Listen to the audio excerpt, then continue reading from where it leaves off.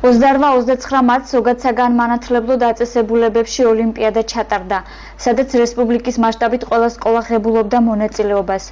ოლიმპიადა უპრეცედენტოა და მასში მერვე მე-12 კლასის მოსწავლეები მონაწილეობდნენ.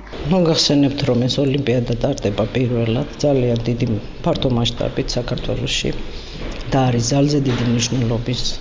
მობილიზებულია მთლიანად მთელი ბავშვების ძალიან დიდი ნაკადი. ბევრმა გამოთქვა სურვილი მიუხედავად იმისა, რომ არანაირი გავლენა ამას ეროვნულ გამოცდებზე, ამ ოლიმპიადების შედეგებს არ ექნება. მიუხედავად ამისა, ახალგაზრდების მობილობა არის ძალიან დიდი. ხობის მუნიციპალიტეტის სკოლებში განაცხადი 1300-მა ბავშვმა გააკეთა, რაც ძალიან მნიშვნელოვანია, რადგან ოლიმპიადა ბავშვის თვითრეალიზაციის ერთ-ერთი საშუალებაა.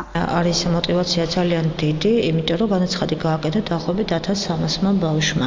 ეს არის საკმაოდ დიდი ინტერესი, რაც ნიშნავს არა მარტო მოსწავლეების ინტერესს, არამედ მასწავლებლის ინტერესაც, იმიტომ რომ ბუნებრივია ყველას ძალიან აინტერესებს.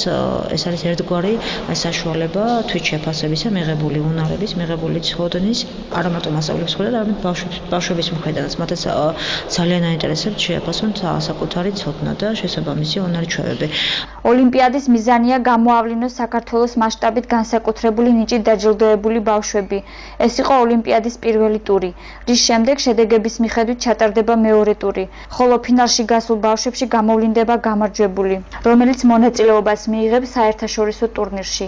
ოლიმპიადა მნიშვნელოვანია იმდენად, რამდენადაც ის მიზნად ისახავს როგორც ბავშვების დონის შესწავლას, ასევე სკოლების რეიტინგის გამოვლენას საგნების მიხედვით. ძალიან მნიშვნელოვანი და ძალიან სასიხარულოა ესეთი ოლიმპიადები ტარდება და რომ ჩვენი ცოდნას ექცევა ყურადღება, ჩვენი ცოდნა ფასდება და განათლება და ეს ესეთი ღონისძიებები აძლევს სტიმულს მოსწავლეებს, რომ შემდეგი ღონისძიებების უფრო კარგად მოემზადონ.